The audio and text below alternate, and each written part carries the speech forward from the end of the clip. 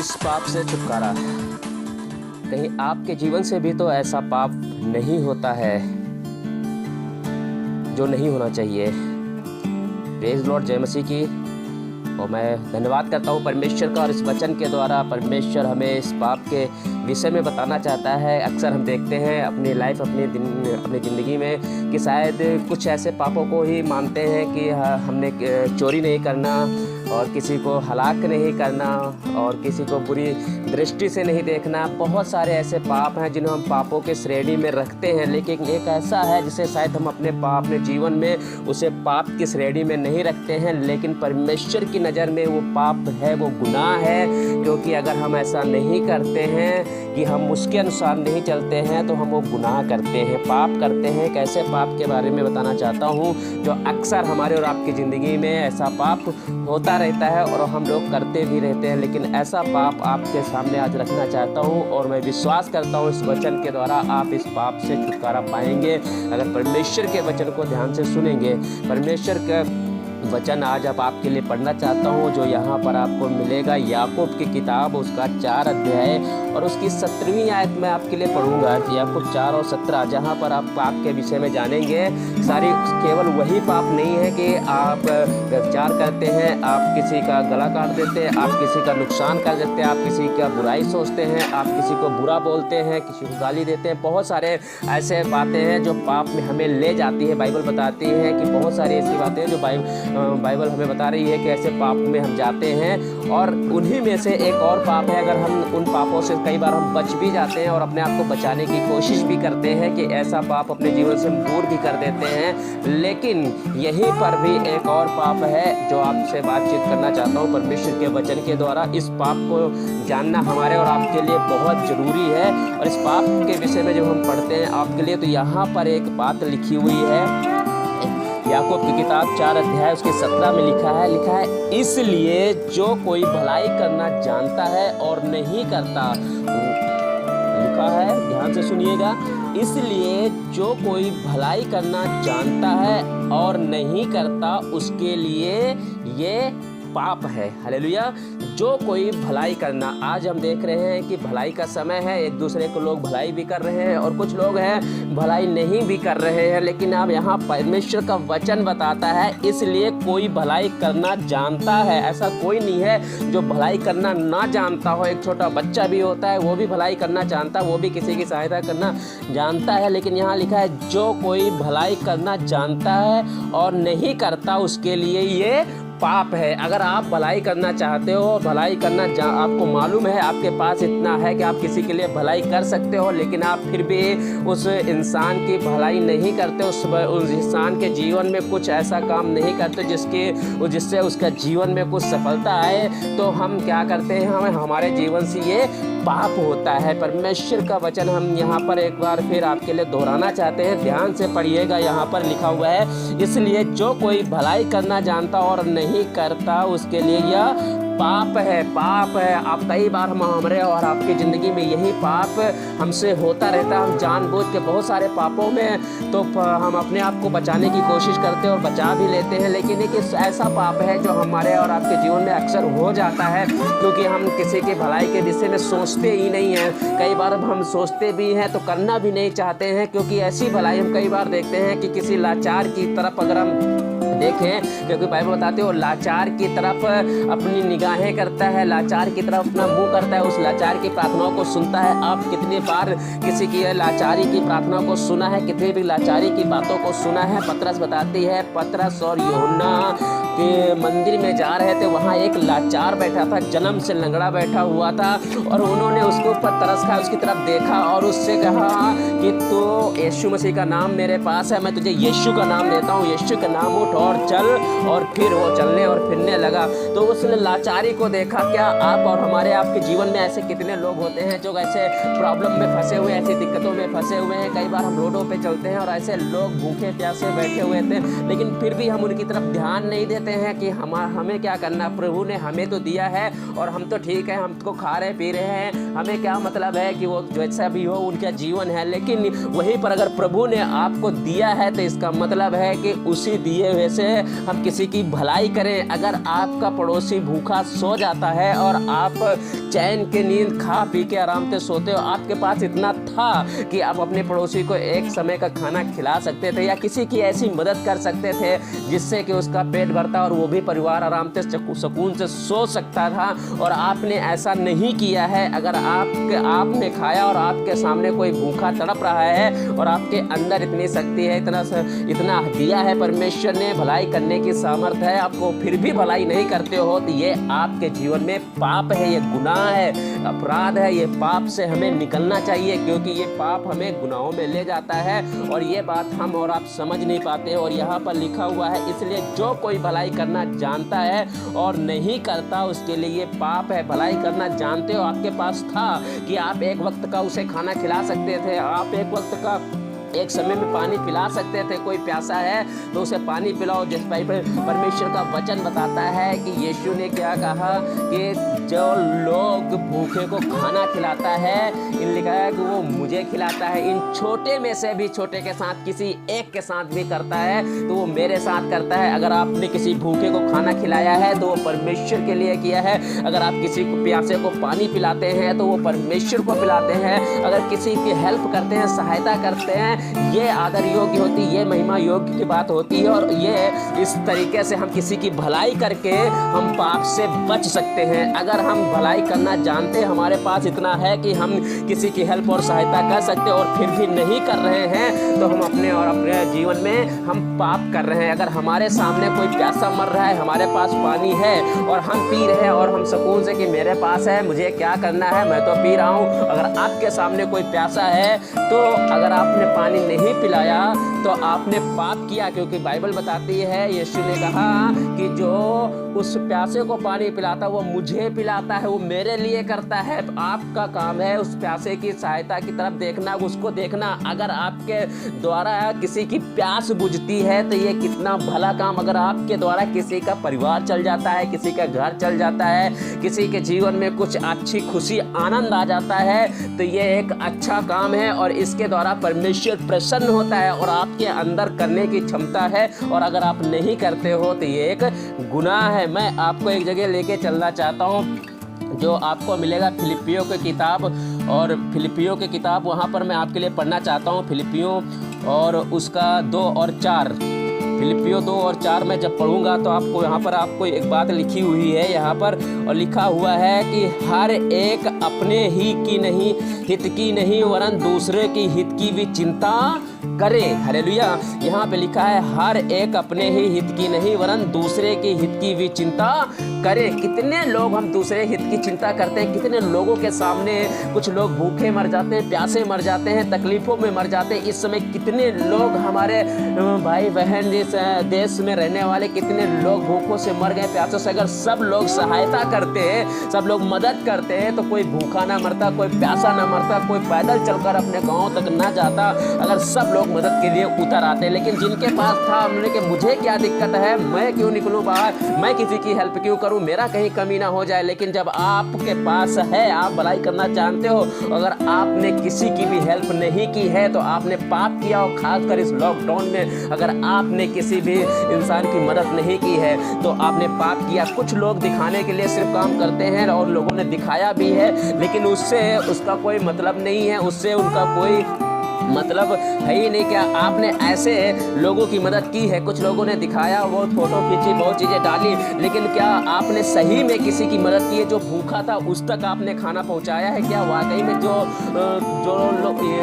लोग वाकई में जिनको ज़रूरत थी, क्या उन्हें उन तक खाना पहुंचा है? आपने शायद अपने फ़ोटो के चक्कर में, अपने आप को नेटवर्किंग में फैलाने के चक्कर में हो सकता है कि आपने ऐसे काम किए होंगे। ये अच्छा काम है, बुरा काम नहीं है, लेकिन वाकई में क्या उन्हें ज़रूरत थी उस समय? क्या उसी समय कोई और अभी होगा जो भूख से मर रहा है? क्या आप उस तक पहुँचे? क्या उसका पता लगाया कि कोई उस समय उसके लिए खाने की कितनी ज़रूरत थी, कितनी सहायता की ज़रूरत थी और उस तक आपने सहायता नहीं पहुँचाई? आपने मदद तो की, लेकिन जिसे मदद की ज़रूरत थी क्या उस तक पहुंची? हमारा बात करने का यही मतलब है कि क्या हम दूसरों की चिंता करते हैं? कई बार होता है सिर्फ हम अपनी चिंता करते हैं, अपने परिवार, अपने घर के, मेरे पास तो है, मैं किसी की चिंता क्यों करूं? लेकिन बाइबल बताती है हर एक अपने ही हित की नहीं वरन दूसरे के हित की भी चिंता करे। जैसा मसीह का स्वभाव था वैसा ही तुम्हारा भी स्वभाव हो। जैसे मसीह का स्वभाव था, वो किसी को दुख को देखता था तो वो दुख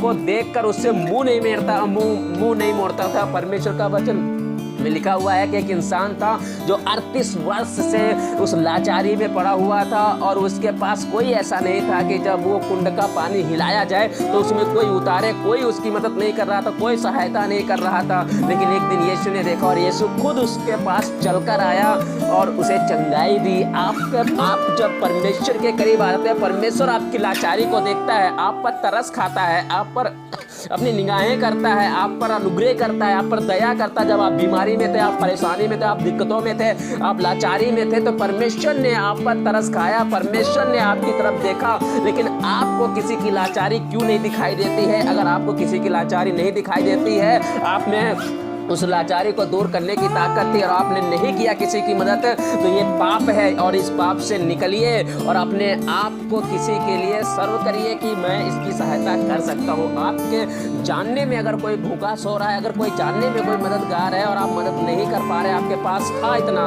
अगर आप मान लेते हैं कि आपके पास इतना खाना था कि एक वक्त आप खा लेते और दूसरे वक्त शायद आप बचाना चाहते हो कि दूसरे वक्त हम कल खाएंगे, लेकिन वहीं पर अगर कोई दूसरा भूखा मर रहा है, अगर उसी खाने को जो बचा रहे उसे किसी को खिला दोगे तो उसका जीवन बचेगा।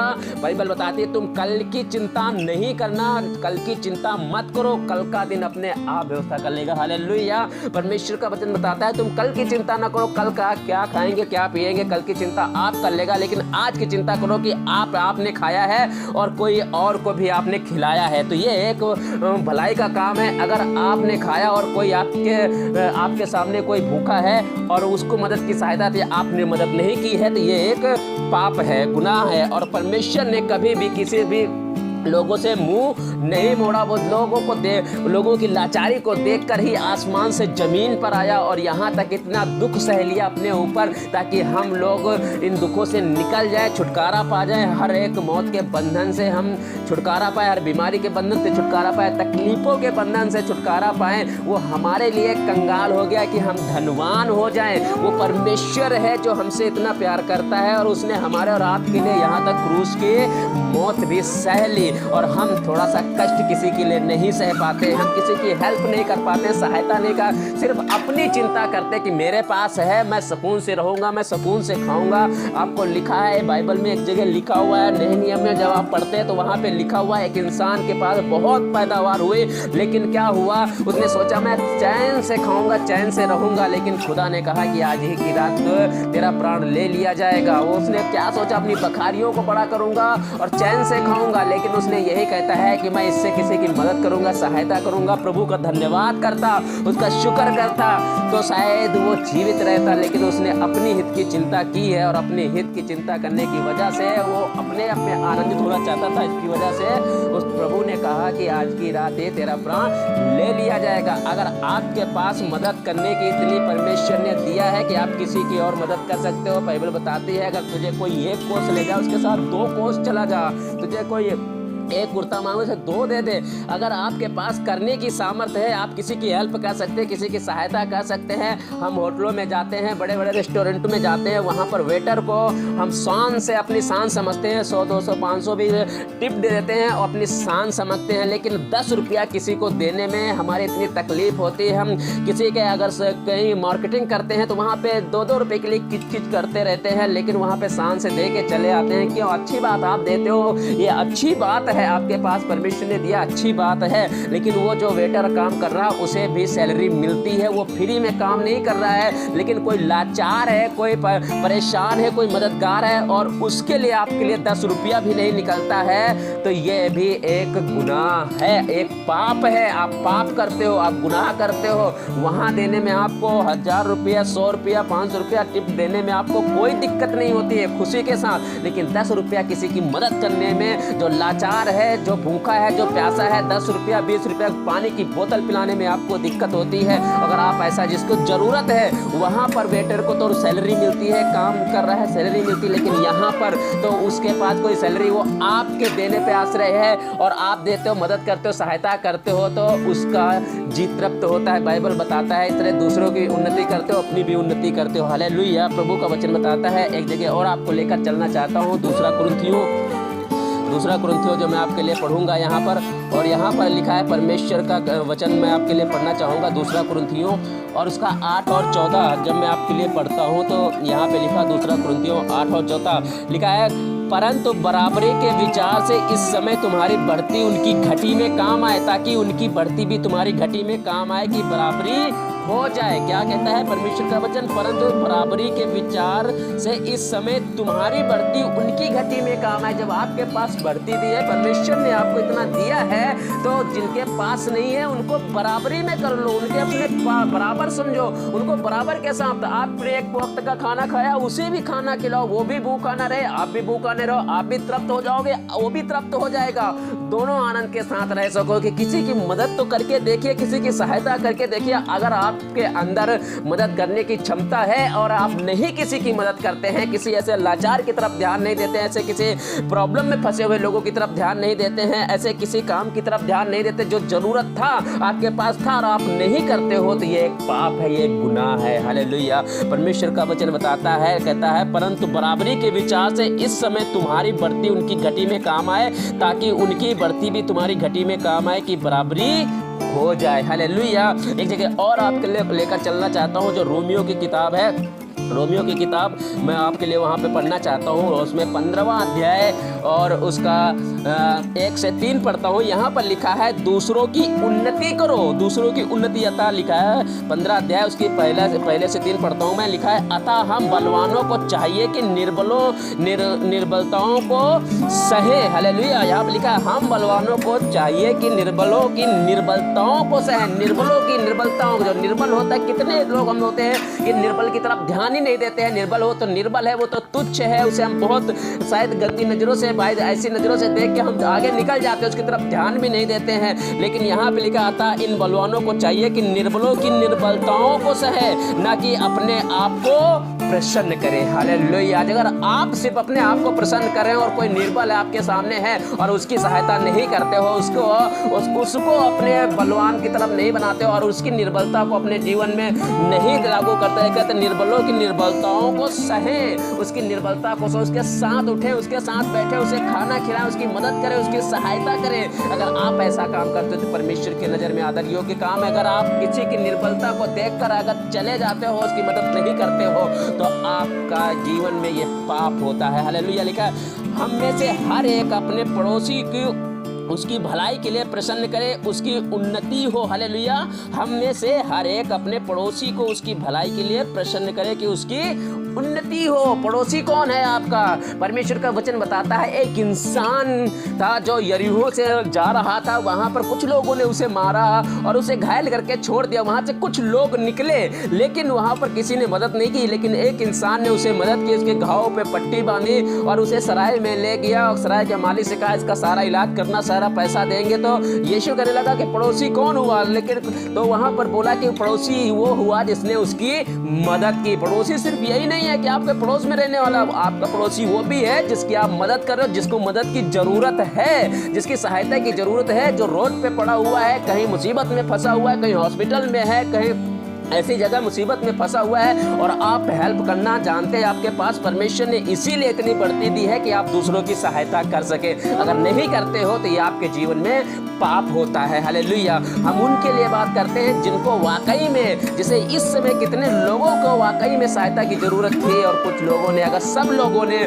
पूरे देश ने मिलकर अगर सहायता की होती तो कोई भूखा ना मरता, कोई रोडों पे इस तरह ना भटकता। लेकिन क्यों कुछ लोगों ने अच्छे काम किए, सहायता की, कुछ लोग अच्छी मेहनत की, लेकिन परमेश्वर की नज़र में वो आदर योग्य है। आपकी दुनिया की नज़र में सिर्फ अच्छे दिखने के लिए नहीं, किसी के जीवन बचाने के लिए एक हीरो बनिए। जीवन किसी का बचा सके, किसी की भूख मिटाने वाले बनिए, किसी को प्यास बुझाने वाले बनिए, किसी की सहायता करने वाले, मदद करने वाले, किसी बीमारी में साथ खड़े होने वाले बनिए, किसी से जेल में मिलने और जाने वाले मिलिए। परमेश्वर का वचन आपके सामने कहता है, यहाँ पर आगे फिर पढ़ना, क्योंकि मसीह ने अपने आप को प्रसन्न नहीं किया, पर जैसा लिखा है, तेरे निंदकों की निंदा मुझ पर आ पड़ी। परमेश्वर ने अपने आप को प्रसन्न नहीं किया, हम सिर्फ अपने आप को प्रसन्न करना चाहते हैं। मेरे पास है, मेरा जी खा पी चैन से रहे, आराम से रहे और अपने जीवन में आराम कर। लेकिन अगर यहीं पर परमेश्वर अगर चाहता तो आज हम सब गुनाहों में फंसे होते। अगर परमेश्वर यीशु मसीह अगर आसमान से जमीन पर हमें इस लाचारी में देखकर जमीन पर ना आता और हमारी लाचारी को क्रूस पे ना लेता तो हम लोग भी गुनाह में पड़े होते, हमारे पास भी ये उन्नति न होती। लेकिन यहाँ पर परमेश्वर ने आसमान से अपने बेटे को भेजा और उसने हमारी दुर्दशा को देखा और उस दुर्दशा को अपने ऊपर ले लिया। अपने आप को प्रसन्न नहीं किया, अपने आप को खुश नहीं किया, हमारे लिए अपने आप को कुर्बान कर दिया। कितने लोग हैं जो हम किसी और के लिए कुर्बान होते हैं। किसी की कुर्बानी सिर्फ वही नहीं है किसी के लिए जान दे दे। कुर्बानी ये है कि क्या आपने अपने जीवन से किसी की भलाई की है? क्या शायद आपके पास एक वक्त का खाना था, शायद उसमें से किसी को खिलाया है? आपको याद है कि एक औरत थी, उसका बेटा था, कहने लगी मेरे पास इतना ही है, मटकी में थोड़ा सा आटा है, कुप्पी में थोड़ा सा तेल है, अब मैं खाऊंगी खत्म हो जाएंगे। लेकिन वहाँ पे लिखा है, कहने लगा पहले मेरे लिए लेकर आ, और वो उसके पास लेकर गई और लिखा है उसकी कुप्पी का कभी तेल नहीं खत्म हुआ और उसके मटके का कभी आटा नहीं खत्म हुआ। हालेलुया। आप करके तो देखिए, किसी की भलाई करिए। अगर भलाई करना जानते हो और नहीं करते हो तो ये एक पाप है। और यहाँ पर मैं एक आखिरी वचन पढ़ना चाहता हूँ जो आपको मिलेगा भजन संहिता उसका 22 अध्याय और उसकी 24 में लिखा हुआ है। लिखा है, क्योंकि उसने दुखी को तुच्छ नहीं जाना और न उसे घड़ा करता है न उससे अपना मुख छिपाता है, परंतु पर जब उसने उसकी दुहाई दी तब उसकी सुन ली। क्योंकि लिखा है, ध्यान से पढ़िए, क्योंकि उसने दुखी को तुच्छ नहीं जाना और ना उससे खड़ा करता और ना उससे अपना मुख छिपाता है, पर जब उसने उसकी दुहाई दी तब उसकी सुन ली। वो तुच्छी को लोग क्या कहते हैं, हम तुच्छ समझते हैं, लेकिन यहाँ पे लिखा हुआ है क्योंकि उसने दुखी को, जब हम दुखी लोग होते हैं उनको तुच्छ नजरों से देखते हैं, तुच्छ समझते हैं और उसी हालत में छोड़ के चले जाते हैं। अगर आपके सामने आपके साथ ऐसा होता है और आप उससे मुंह मोड़ के चले जाते हैं तो ये सही काम नहीं है, ये आपके जीवन से पाप होता है, गुनाह होता है। अगर खुदा ने मुंह मोड़ लिया होता तो हम लोग भी इससे नहीं निकल पाते, लेकिन परमेश्वर ने इसे इसी काबिल आपके इसीलिए बनाया है कि आपके पास इतना दिया है कि ताकि आप ऐसे लोगों की मदद कर सको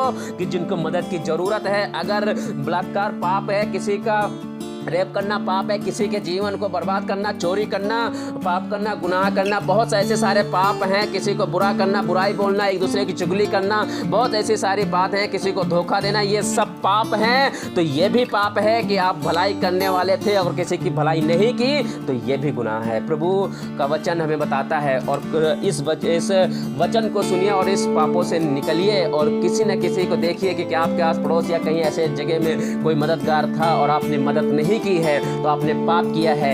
आगे ऐसा होता है तो आप उसकी भलाई करें, परमेश्वर की नज़र में आदर योग्य बनेंगे। प्रभु आपको आशीष दे। आइए दुआ करते। Thank you Jesus. खुदावंद तेरा धन्यवाद करते हैं कि तूने अपने वचन से भरा और प्रभु चाहता हूँ ये वचन सुनकर लोगों के दिल में खुदा बाप तेरी मोहब्बत जागे और लोग एक दूसरे की मदद करने वाले हो सके। प्रभु आपके हाथों में सौंपते हैं, धन्यवाद करते हैं। इस प्रार्थना को खुदावंद यीशु मसीह के नाम में मांगते हैं, आमीन।